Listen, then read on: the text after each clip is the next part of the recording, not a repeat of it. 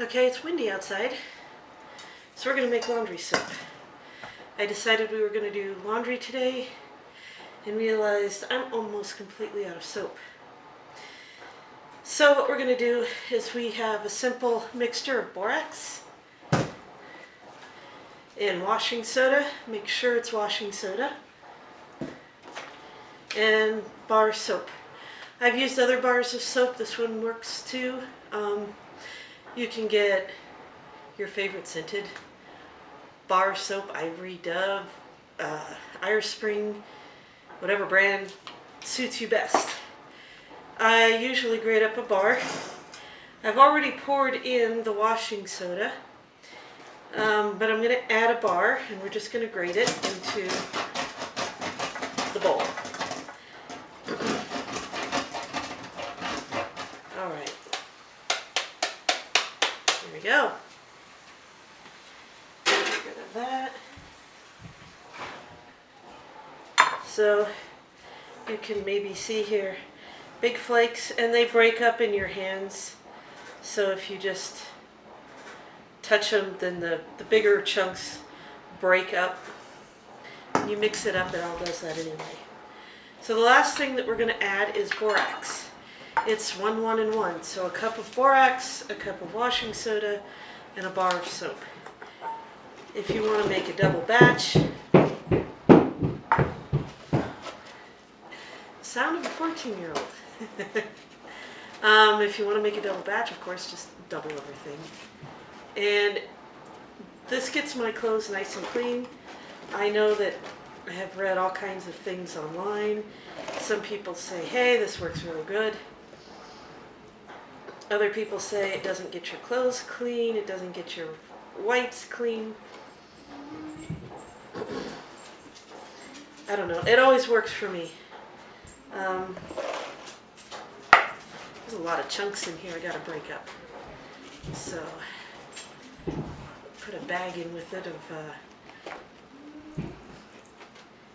rice or something to keep the moisture down, and then it won't break up into chunks.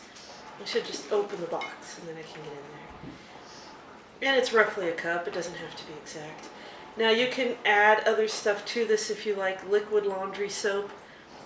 I'll see if I can find the recipe for that. And the liquid laundry soap just would have, you can also put essential oils in there if you like a scent. Because I have eczema so much on my hands, not right now, thankfully, because I'm really careful with everything I touch. But I make my own soap, my own laundry soap, because commercial soaps, I know when I've spent the night in a hotel room and I've been sleeping in sheets. And that reminds me, we are getting ready to go on a trip. And on that trip, I've got to remember to pack my gloves. I know it sounds weird, but I sleep in gloves. Why?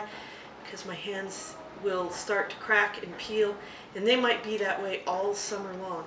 So I'd rather take a pair of gloves and sleep in gloves than have sore hands all summer. So, despite what some people say, I just use my hands. I mix everything up, the borax, the washing soda. I don't need scents, although essential oils is what I put in my own lotion when I make lotion.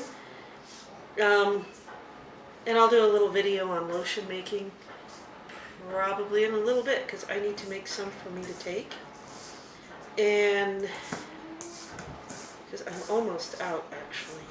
Alright, so we get a nice fine powder. I don't know if the camera sees that, but and we have a container here that we have lots of these containers. We seem to accumulate them. So I just pour everything into here, and then this little scoop. They say 1 to 2 tablespoons per load. If you have a full load, I'll put about half of this scoop in, which says 15 milliliters or 5 milliliters. So for most of my colored laundry, because we have a lot more of that, I'll use about a half a scoop, and then for the whites, I'll use just a little bit, maybe a quarter of this down here.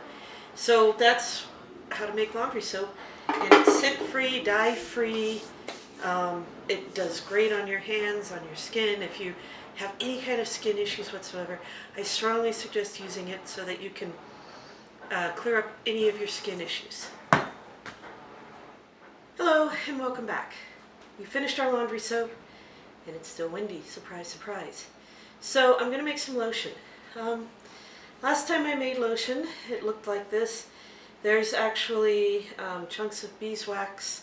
For some reason it didn't blend very well. I think I made it on a cooler day and the bowl cooled down the beeswax before everything had a chance to sit. And so I'm going to put this in the pot and we're going to blend this in with a whole brand new batch. To make lotion, it's not really hard, it's time consuming, and it's going to be expensive the first time you do anything because you've got to buy all of your essential oils and they're not cheap. I'll take that back. Good essential oils are not cheap. Amazon is filled with essential oils, but not all of them are the same. I like, now I can't think of the name of it. Eden's Garden. They do really good essential oils. They're not cheap, but if you want to make good quality lotion for yourself or for sale, that's what you've got to do. And I'm not going to give away all of my secrets because I do sell lotion. So if I teach you all how to make it, I may not sell anything. But if you're interested in purchasing lotion from me, I will put my email address in the description so that you can send me an email and order lotion. I don't have a lot of blends with me at the moment, but you tell me what you want and I'll make it. I'll give you some choices. So we have a scale. It's important to weigh out your ingredients as opposed to just using a measuring cup. As you can see here, the beeswax is kind of overflowing the quarter cup because beeswax, when you shave it like this, is very thin and a lot of air gets in there, so it looks like more than a quarter cup, but it's really only about 4 ounces. This is my beeswax. It came from my bees.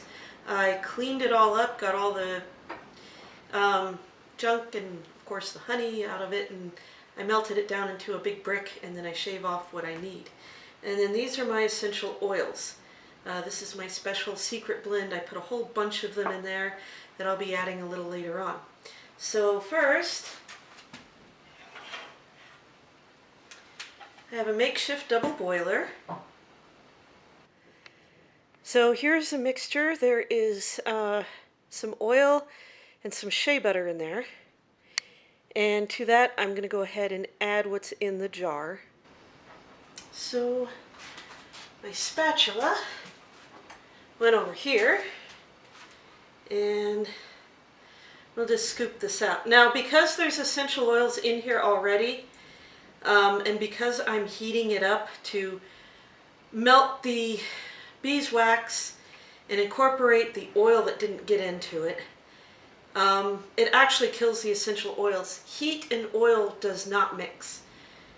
So, unfortunately, I'm going to kill the properties of the essential oils.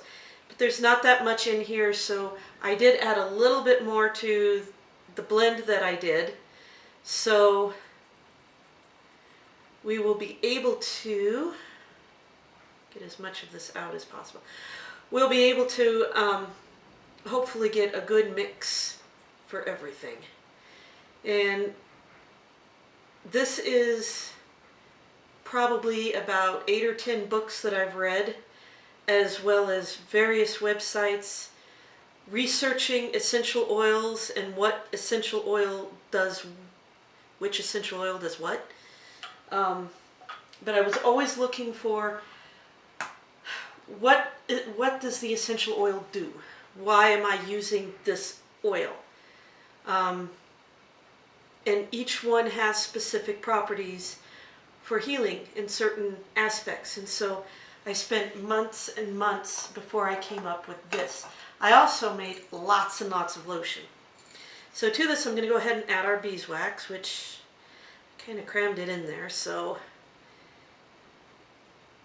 might have to use this to get it out, or the knife.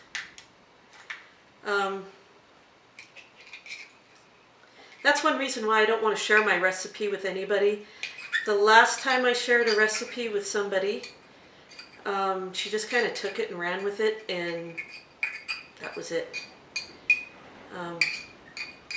But she was in a specific situation, so I kind of forgave her for doing that. And we have to learn how to forgive people. Even if they wrong you, you have to learn how to forgive people, because if you don't, it'll just eat you up on the inside. And so I have done a lot of forgiving in my life. People think I'm easy and they can walk over me, but that's not the case, because I might be forgiving, but I don't always forget either. All right, I'm going to put this on the fire, and then I'll show you what it looks like. And everything else is done. I don't have to do anything except now wait for this to melt down. Okay, and as you can see here, this is the start of my beeswax. So it is very chunky. I have it over a low heat on a double boiler. I don't even want that water to simmer, but this is a propane stove, which gets a lot hotter than gas, so I'm going to kind of sit here and babysit this. Okay, it's been maybe not quite 10 minutes. I had to turn the fire off because the water was starting to boil, and we're almost there. Grab something here really quickly. Where did it go?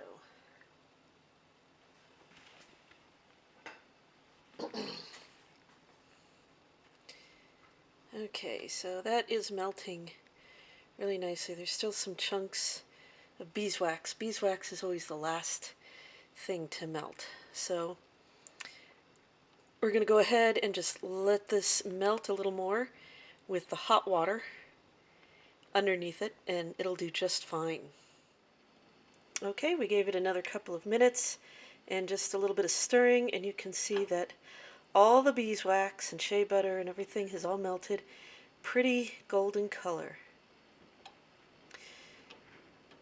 So I'm not sure how I'm going to do this with one hand. Let me go see if I can set up the tripod so you can kind of see what I'm going to be doing next. Okay, so I've got it on a little hot pad. It's in its bowl. I took it out of the hot water so that it doesn't cook my oils. I don't want to let it sit here too long, because then it'll just solidify. I've got two containers here, one that I had before and one new one that I've never used. And we're just going to pour the essential oils in.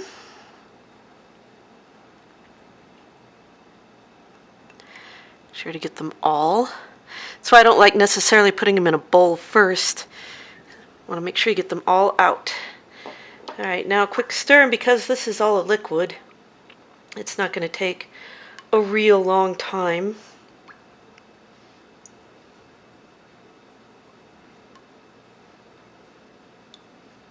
All right, that should do it, actually. Normally I would blend a little bit after each entry, but I put it all in one. And again, the last time it separated on me, it didn't blend well. So I wanted to put all of the lotion, or all of the oils in at once, so I'm not constantly stopping and dripping in and getting another oil. I usually line them up, but I didn't have to do that this time. Okay, yeah, you can see that. So before it gets any more solid, which it's not really right now, we're going to go ahead and pour one into here and finish it off in this one.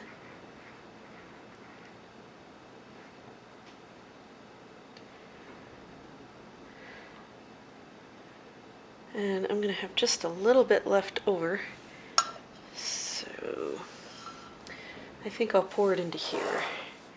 And then when it gets a little bit more solid, I can find like another bottle or little jar or something to put this in. If I put it in the refrigerator, I can even just, it's almost like a mold at that point. I can put this into like a little bag and leave it into the refrigerator, and it won't ever get soft. And you can use it like a lotion bar at that point.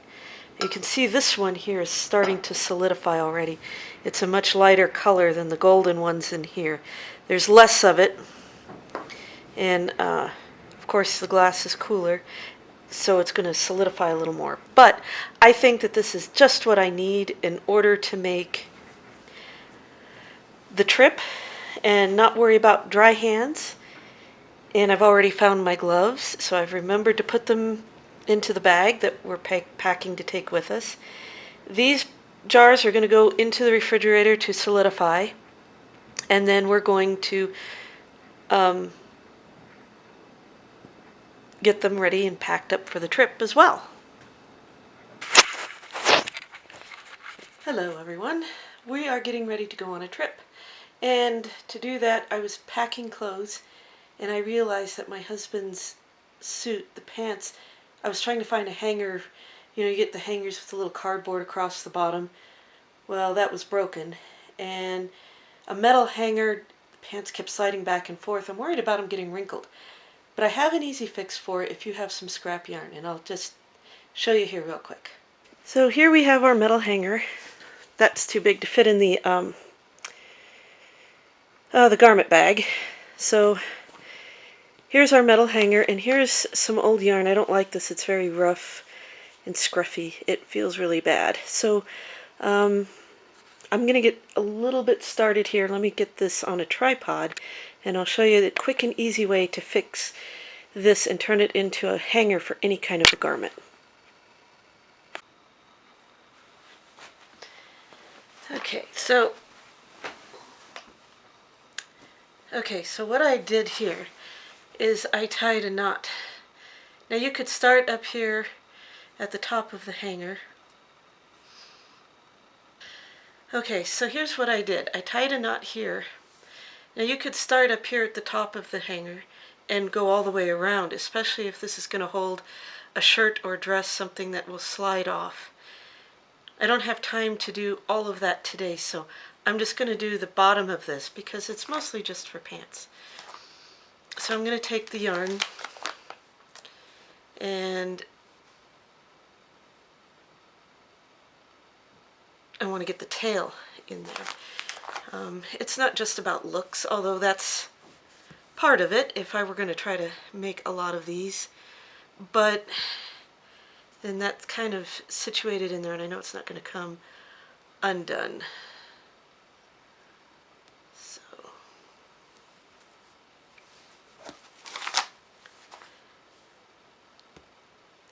I haven't done this in a while, so it's taking me a minute here to figure out the quickest, easiest way. But like I said, I'm trying to get this tail wrapped up in here, and this might take a while. So this is not really a surprise trip. We've been planning this for a while. I haven't said anything as to where we're going because it'll be kind of a surprise to you. We'll kind of build up. YouTube channels, we are a bit off. As you know, I just sent the April shower video in today, which is what, the 7th of May, and it is you know, from April 20. I think we had the snow over the weekend, but I did a lot of editing on it the 23rd of April, 24th. So it was from the weekend previous that.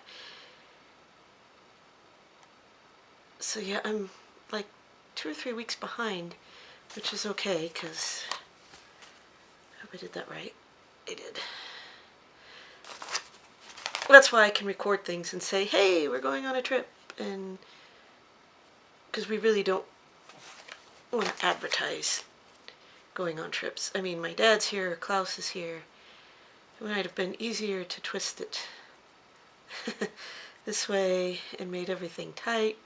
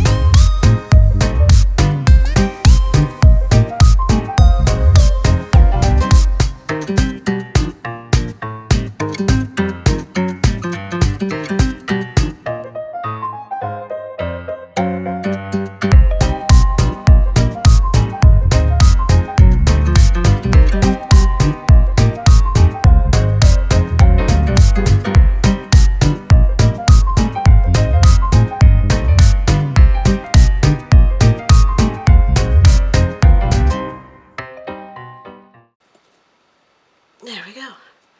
I think that's good. Now I'm just gonna, I'll cut it and I'll glue it and I'll trim the edges. Not glue gun, but I cut it off, I tied it. It'll get me through the trip. And now, when I put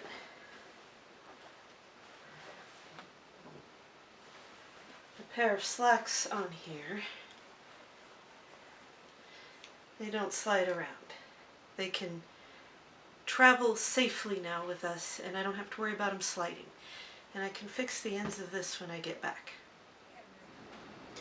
Alright, well that about does it for today. I know it was kind of a short video, but we are getting ready to go on a trip, and by the time you see this, we will have been on the trip, had our fun, and come home and probably edited a video or two. So I'm okay with telling you guys that we're leaving. The house is not empty. Our son is staying home with Grandpa to take care of the birds, and Kevin, of course. The bees can kind of take care of themselves. So like and subscribe. You have to like, because the algorithms that